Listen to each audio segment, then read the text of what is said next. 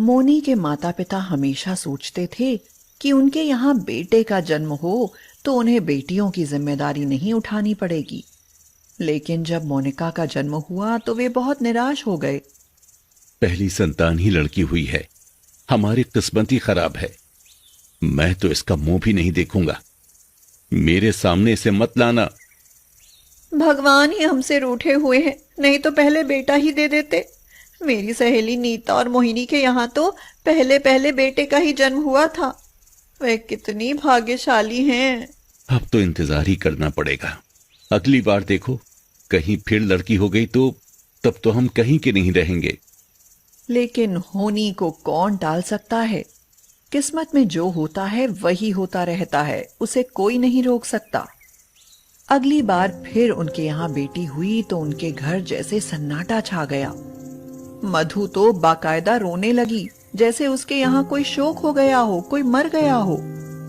महेश भी मातम मनाता रहा। पूरे दिन उसने कुछ भी नहीं खाया पिया।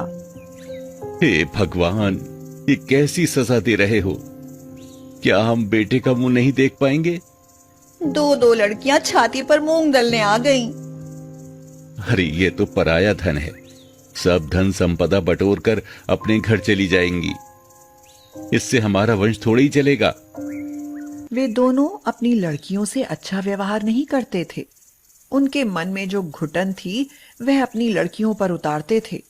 जरा जरा सी बात पर बेमतलब ही दोनों लड़कियों की खूब पिटाई होती।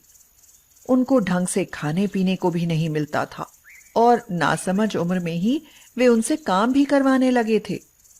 आखिर उनके यहाँ अब की बार बेटे का जन्म हुआ तो मधु और महेश दोनों खुशी से झूम उठे। उन्होंने अपने बेटे का नाम प्रिंस रखा और उसे प्रिंस की तरह ही पालने लगे। दोनों लड़कियां सोनी और मोनी अपने भाई को खूब खिलाती पिलाती थीं और उसकी सेवा करती थीं। लेकिन उनके साथ उनके माता पिता खूब भेदभाव करते थे। मम्मी, मुझे भी दे दो आम। भैया कितना बड़ा आम खा रहा है। पहले प्रिंस को खा लेने दो, वह छोटा है। जब उसका पेट भर जाए और छोड़ दे तब ले लेना। इतना हम नहीं ला सकते कि तुम दोनों के भी पेट भरवा सकें। हाँ। कभी कभी सोनी मचल जाती। मम्मी, थोड़ा सा दूध मुझे भी दे दो। इतनी महंगाई में 50 रुपए लीटर का दूध हम तुझे नहीं पिला सकते। हमारी इतनी सामर्थ्य नहीं है। पर भैया तो पी रहा है। क्या मेरा मन नहीं करता है अच्छी चीजें खाने को? दूध के साथ बिस्किट खाने को मेरा मन भी करता है।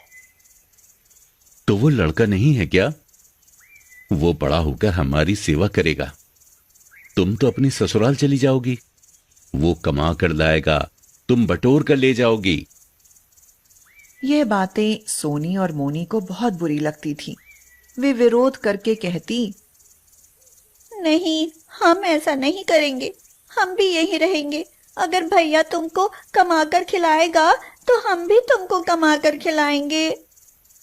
तब महेश और मधु उनकी मूर्खता पर हंसने लगते थे।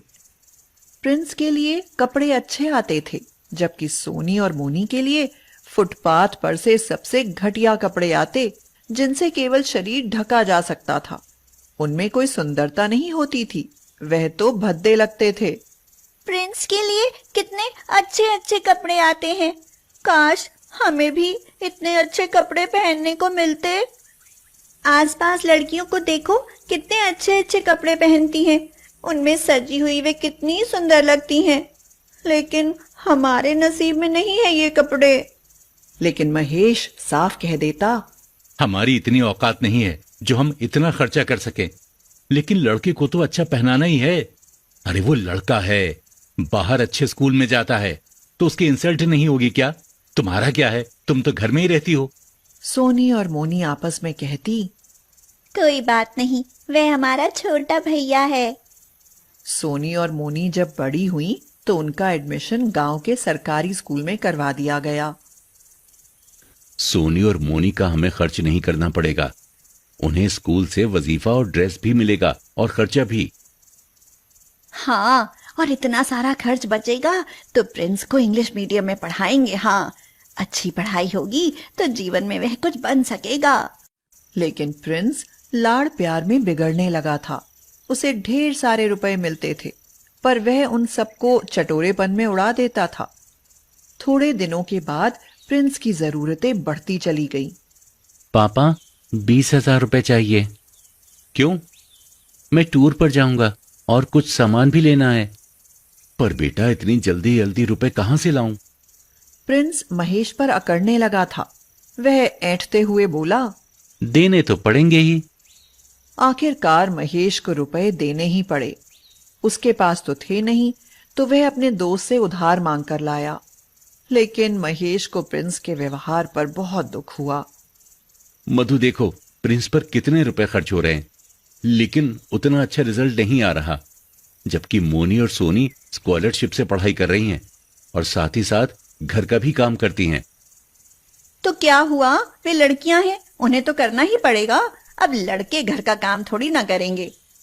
एक बार प्रिंस ने महेश से 50,000 रुपए की मांग की, जो महेश ने नहीं दिए उसे प्रिंस की आदतों पर शक होने लगा था। इस बात से प्रिंस अपने पापा से नाराज हो गया और वह हॉस्टल में रहने के लिए चला गया। उसने महेश और मधु से बात करनी भी बंद कर दी। प्रिंस की पढ़ाई पूरी हो गई और वह इंजीनियर बन गया, और उसे अपने साथ इंजीनियरिंग करने वाली एक लड़की रिया से प्यार हो गया। रिया अपने माता पिता की इकलौती संतान थी। पहले से ही बता देती हूँ कि डैडी को घर जमाई चाहिए। तुम्हारे माँ बाप को भी शादी में शामिल नहीं होने दिया जाएगा। उन्हें बताओगे तो वे हमारी शादी ही नहीं होने देंगे। और खबरदार, जो हमारे यहाँ उन्हें लाकर रखा, मैं ये बवाल नहीं पालूंगी। हाँ।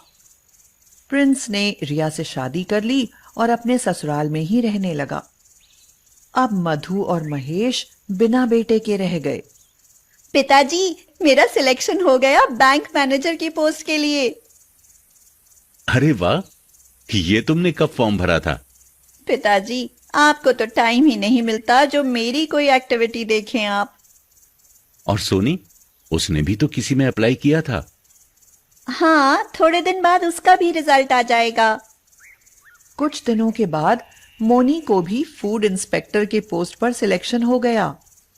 हाँ, हम बहुत बड़ी गलती कर रहे थे।